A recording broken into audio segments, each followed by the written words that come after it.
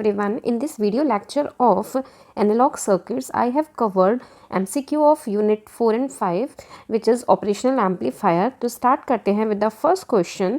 With 0 volt on both inputs, means कि inverting and non-inverting both, an op-amp ideally should have an output equal to the positive supply voltage, equal to the negative supply voltage, equal to 0 और equal to CMMR. तो starting में ही इसमें mention है कि 0 volt on both inputs. अगर दोनों पर ही 0 volt होगा तो ऑब्वियसली उसके आउटपुट पे हमें क्या मिलेगा, 0.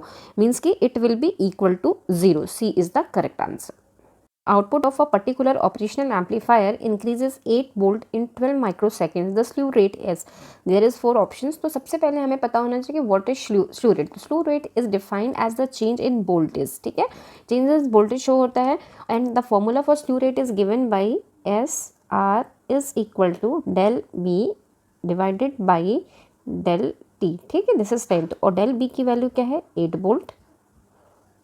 del T की वैल्यू क्या है, 12 माइक्रो सेकेंड्स. ठीक है, तो यूनिट तो आप देख ही रहे हो, सबकी वोल्ट पर माइक्रो सेकेंड है, तो वो तो आपका रहेगा ही ना. 8 को आपने अगर 12 से डिवाइड किया तो व्हाट इज द आंसर, 12 6 जा 72. ओके, 72 को माइनस किया तो अगेन हमें बचेगा 80. मीन्स कि वही आएगा 6. तो we can write it 0.67 volt पर माइक्रो सेकेंड. मीन्स कि B is the right option. आपको ये फॉर्मूला याद रखना है. Slew rate is equal to del V by del T. ठीक है, ये आपका rate of change in voltage को शो करता है. Next question, for an op-amp with negative feedback the output is equal to the input increase feedback to the inverting input and feedback to the non inverting input. ठीक है, तो इसमें क्या है कि हमारा नेगेटिव फीडबैक है, मीन्स की feedback to the inverting input. C is the right option. Now next question, negative feedback first increases the input and output impedance, increases the input impedance and bandwidth, decreases the output impedance and bandwidth, does not affect impedance और bandwidth. तो इसके case में क्या होगा, अगर हम negative feedback apply करते हैं तो increase the input impedance and bandwidth, means की B is the right option. Next question, a certain non-inverting amplifier has input resistance Ri is equal to 1 kilo ohm, feedback resistance Rf is equal to 100 kilo ohm, the closed loop gain is. ठीक है, तो सबसे पहले तो इसमें जो gain होता है that is given by AV is equal to V out by V input, means कि output voltage divided by input voltage, or you can say 1 plus feedback resistance divided by input resistance. तो now value put करें तो 1 plus R F is 100 and R I is equal to 1. तो what we get, 1 plus 100 is equal to 101. ठीक है, तो what is the right option, C is the correct option. Now next question, a voltage follower has a voltage gain of 1, is non-inverting, has no feedback resistor and has all these. So this is correct, it has all these, means ki A, B, C all correct, means ki D is the right option. Question, the operational amplifier can amplify AC signals only, DC signal only, both AC and DC signals, neither DC nor AC. तो operational amplifier can amplify both signals, means कि AC as well as DC. C is the right option. Question, the input offset current equal the difference between the two base currents, average of two base currents and collector current divided by the current gain. तो जो हमारी input offset current होती है that is equal to the difference between two base currents, means की A is the right option. Now next question, the input impedance of a differential amplifier equals R times beta RE RC 2 beta. तो right answer is D, means की 2 beta. A common mode signal is applied to the non-inverting input, the inverting input, both inputs top of the tail resistor. तो इसमें लिखा है common mode signal, means कि which is common in both. तो क्या हो जाएगा, both inputs. C is the right option. Now next question, the common mode voltage gain is smaller than differential voltage gain, equal to differential voltage gain, greater than differential voltage gain and none of the above. तो याद रखना है common mode voltage gain is always smaller than the differential gain, means कि A is the right option. Now next question, the input stage of an op-amp is usually a differential amplifier, class B push-pull amplifier, common emitter amplifier or swamped amplifier. So this is differential amplifier, means कि A is the right option. Question, current cannot flow to ground through a mechanical ground, an AC ground, a virtual ground and ordinary ground. तो a virtual ground is a right option, means कि current cannot flow to ground through virtual ground. Which of the following electrical characteristic is not exhibit by an ideal op amp, इसमें से क्या ओपम में नहीं होता है? Infinite voltage gain होती है, इनफाइनाइट बैंडविड्थ होती है, इनफाइनाइट आउटपुट रेजिस्टेंस, हाँ this is not happen in op amp. Why? Because कि हमारा जो आइडियल ओपम होता है उसमें output resistance is always zero, so that कि जो ओपम है वो आउटपुट पे कनेक्टेड मैक्सिमम डिवाइसेस को प्रॉपरली ड्राइव कर सके, दैट्स वाई उसका आउटपुट रेजिस्टेंस क्या होता है? जीरो होता है। तो infinite output resistance is the wrong answer. Means कि अगर हम कहें कि इसमें से क्या नहीं होता है ओपम में, तो this is the right answer. Now next question, an ideal operational amplifier requires infinite bandwidth because signals can be amplified without attenuation. Output common mode noise voltage is zero. Output voltage occurs simultaneously with input voltage changes and output can derive infinite number of devices. The right answer is an ideal op-amp requires infinite bandwidth because signals can be amplified without attenuation. Means कि A is the right answer. Next question, find the output voltage of an ideal op-amp if B1 and B2 are the two input voltages. तो हमारा difference होता है input voltage का output पे जो मिलता है और वो विथ गेन होता है। तो right answer is this one, ठीक है, कि हमारा V out is equal to A V1 minus V2, A is the gain. Now next question, find the input voltage of an ideal op-amp. It's one of the input and output voltages are 2 volt and 12 volt and gain is 3. तो ये जो question है this is totally based on the previous equation, तो हम वही equation use करते हैं for that. V naught output voltage is equal to gain into input volt का डिफरेंस, ठीक है, ये हो गया। सपोज अब हमारी V नॉट की वैल्यू क्या दे रखी है 12 एंड गेन क्या दे रखा है 3, V1 एंड V2। तो अगर हम सपोज कर लेते हैं कि हमारा जो V1 है दैट इज 2 वोल्ट और हमें V2 की वैल्यू फाइंड आउट करनी है, 3 से ये कैंसिल हुआ, यहाँ क्या होगा 4, तो नाउ इक्वेशन क्या होगी 4 is equal to 2 minus V2। तो यहाँ से अगर हम V2 की वैल्यू को फाइंड आउट करें तो V2 will be equal to 2 minus 4 means की -2। तो what is the right option? D is the correct option for this. Next question, which factor determine the output voltage of an operational amplifier?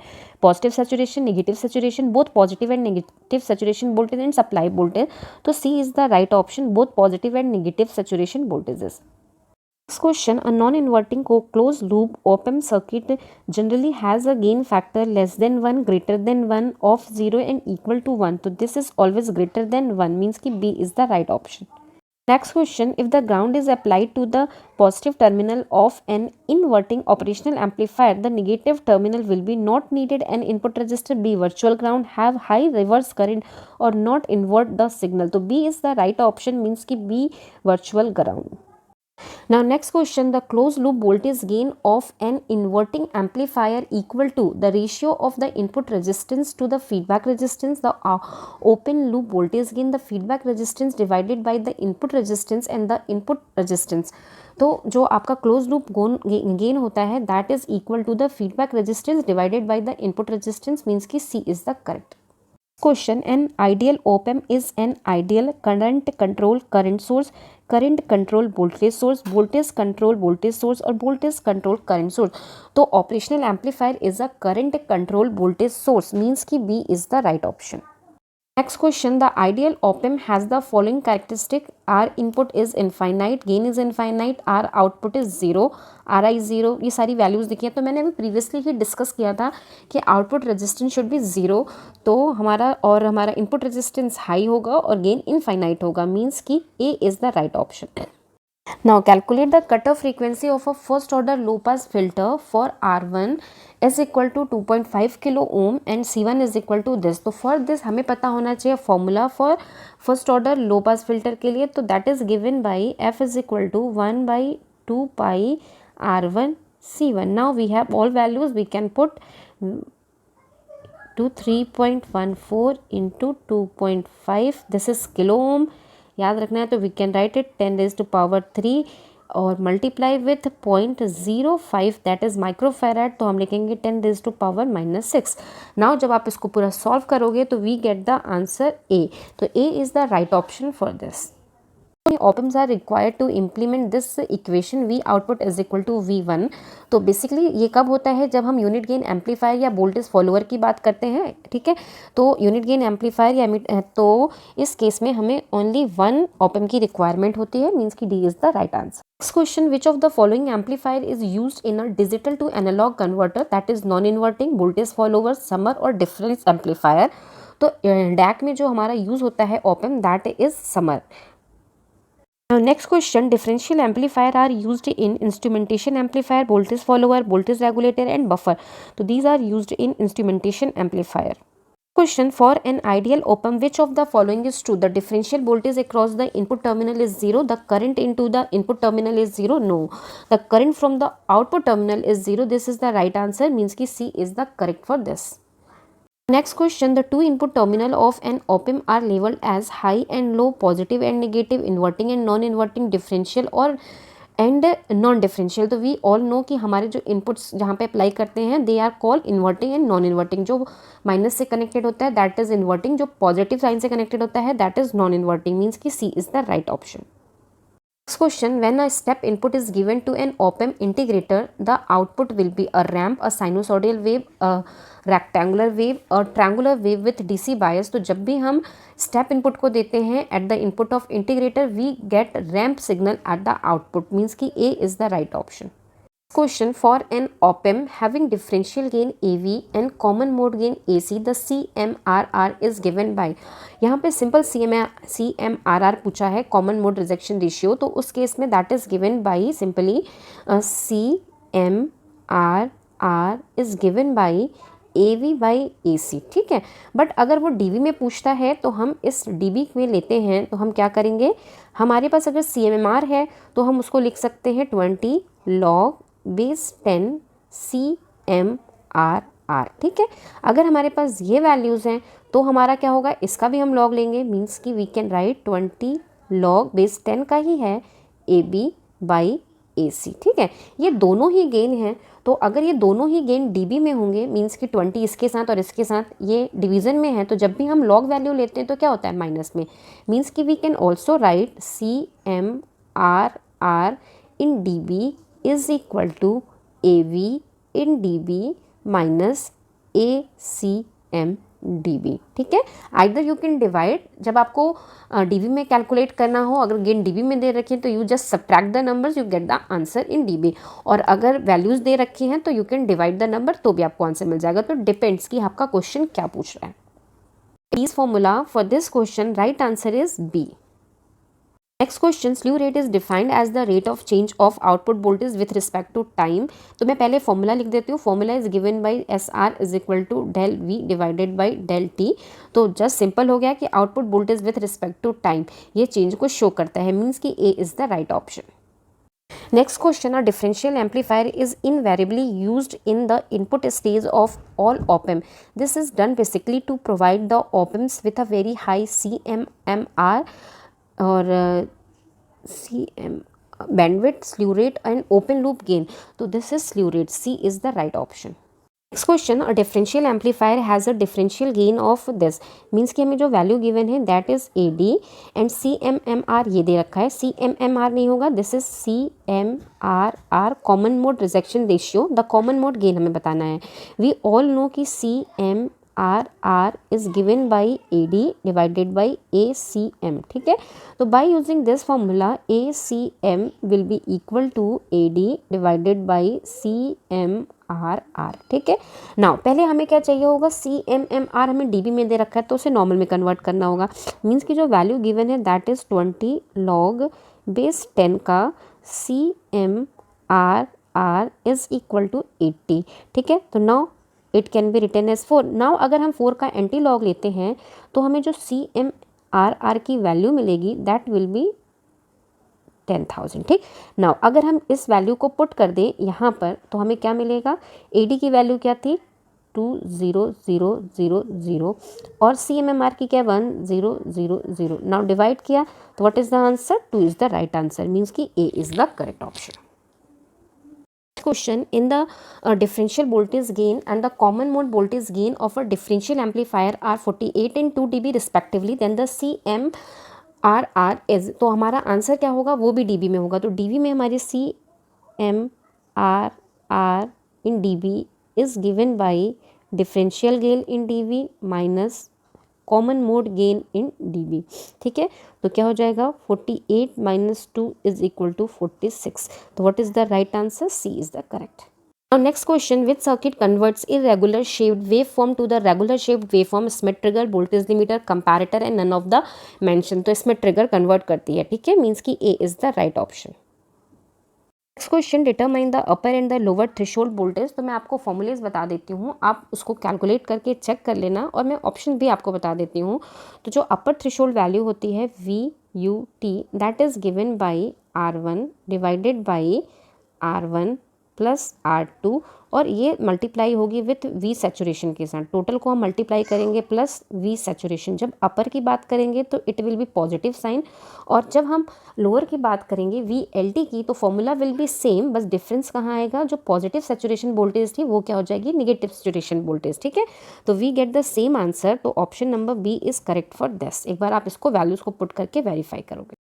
Now next question, what happens if the threshold voltage are made longer than the noise voltage in Smith trigger? All the mention enhance the output signal, reduce the transition effect, and reduce the transition effect, eliminate false output transition. तो it eliminates false output transitions. And what happen if the threshold voltage are made longer than the noise voltage in Smith trigger? All the mention enhance the output signal, reduce the transition effect, and eliminates false output transition. So it eliminates the false transition output. Now next question, to a Smith trigger is non-inverting configuration and input triangular wave of 1 bp is applied. What will be the output waveform if the upper and lower threshold voltage is 0.25 volt? A square waveform, pulse waveform, shortwave waveform, or cannot be determined. So it will be a square waveform, means ki A is the right option. Now next question, in which configuration a dead band condition occur in a Smith trigger? Differential amplifier with positive feedback, voltage follower with positive feedback, comparator with positive feedback, and none of the above. तो ये होता है कब, जब comparator with हम positive feedback use करते हैं उस केस में। Next question, which filter perform the exactly the opposite of the band pass filter? Band pass filter का मीन्स होता है कि जो एक बैंड को पास करता है। ठीक है, for example F1 to F2 को पास करता है, तो उसके अपोजिट क्या होगी, जो बैंड रिजेक्ट फिल्टर होगा, बैंड स्टॉप फिल्टर होगा, और बैंड एलिमिनेट। मीन्स कि पास फिल्टर एक बैंड को पास करता था, रिमेनिंग जो ऑल थ्री हैं ये रिजेक्ट, स्टॉप और एलिमिनेट करेंगे। मीन्स कि all of the mention is correct. Now next question, given the lower and higher cutoff frequency of the band pass filter in 2.5 kilohertz and 10 kilohertz, determine the bandwidth. Bandwidth is given by FH minus FL. FH is equal to है 10K and FL is equal to है 2.5K. So what is the answer? 7.5K, which can be write as 7500, means कि B is the right option. Next question, which filter attenuates any frequency outside the pass band? Means कि वो एक band को पास करेगी, बाकी सभी को क्या करेगी, रिजेक्ट कर देगी। ठीक है, तो क्या हो जाएगा, that is band pass filter. ठीक है, बैंड पास फिल्टर सिर्फ और सिर्फ एक सेट ऑफ फ्रीक्वेंसीज को पास करेगी, रिमेनिंग ऑल को क्या करेगी, वो ब्लॉक कर देगी। Narrow band pass filter are defined as, narrow band का मीन्स है कि जिसकी बैंडविड्थ रिड्यूस हो। ठीक है, Q is less than 10, Q is equal to 10, Q is greater than 10 and none of the mention. And यह Q is the quality factor. अगर आपकी बैंडविड्थ रिड्यूस होगी तो ऑब्वियस है क्वालिटी फैक्टर इंक्रीज होगी, मीन्स कि C is the right option. Question, how the slew rate is represented? हमने अभी पढ़ा था कि स्ल्यू रेट का formula is given by SR is equal to del B divided by del T, means की rate of change of voltage, output voltage. तो जब भी हमारे वोल्टेज में चेंज होगा तो यहाँ पे क्या हो जाएगा, 1 वोल्ट माइक्रो सेकेंड्स, क्योंकि हमारी फ्रीक्वेंसीज जो होंगी जनरली यहाँ पर होंगी मेगाहर्ट्ज में। जब मेगाहर्ट्ज में फ्रीक्वेंसी होगी तो ऑब्वियसली टाइम जो हमारा होगा माइक्रो सेकेंड में, मीन्स की C is the right option for this. Next question, op-amp with wide bandwidth will have, जिसकी बैंडविड्थ अगर हाई होगी तो क्या होगा, एक तो उसका क्वालिटी फैक्टर रिड्यूस हो जाएगा, दूसरा यहाँ पर हमारा क्या होगा, increase in output, high slew rate, low response time, या नन ऑफ द मेंशन। तो अगर हमारी बैंडविड्थ इंक्रीज होती है तो हमारा स्ल्यू रेट भी इंक्रीज होता है, मीन्स की B is the right option. Next question, the integrating transfer function has the value of, integrator जो होता है उसमें हमारे RC कंपोनेंट्स यूज होते हैं। तो transfer function is given by -1/j⍵CR means कि this is the right option. अगर ये डिफरेंशिएटर होता तो डिफरेंशिएटर के केस में क्या होता है, j⍵CR, ठीक है। मीन्स कि अगर यहाँ लिखा होता द इंटीग्रेटर, नहीं, द डिफरेंशिएटर ट्रांसफर फंक्शन, तो उसके केस में आंसर होता ए। बट यहाँ इंटीग्रेटर पूछा है तो इंटीग्रेटर के केस में -1/j⍵CR। This question just discussed, यहाँ पर हमारा क्या हो गया है, किसके लिए पूछा है, डिफरेंशिएटर के लिए, तो what is the right option, A. Now next question, the slope of frequency response of a differentiator is a linear with negative slope, linear with positive slope, exponentially increase, exponentially decrease। तो ये दोनों तो एकदम नहीं है, तो right answer is the B, linear with positive slope। Next question, the phase in the integrator and differentiator circuits respectively are +90° and +90°, -90, -90, -90, +90 और +90 और -90। तो in case of integrator there is +90 and for differentiator it is -90, means कि D is the right option। Now I am going to discuss last question. बहुत सारे question बन सकते हैं but मैंने कुछ क्वेश्चन ही कंपाइल किए हैं, ठीक है। The expression for the differentiator time constant is, time constant differentiator है तो मीन्स की time constant will be CR। अगर इंटीग्रेटर होता तो टाइम कांस्टेंट क्या होता, 1/CR। तो आपने याद रखना है जो डिफरेंशिएटर का होगा जस्ट अपोजिट वो इंटीग्रेटर का होगा। तो आप एटलीस्ट किसी एक का फॉर्मूला याद रखोगे तो दूसरा आपको ऑटोमेटिकली याद हो जाएगा, ठीक है। तो for this question answer is a, and I hope you like this video. Still you have any doubt, please write down in comment section. Thank you.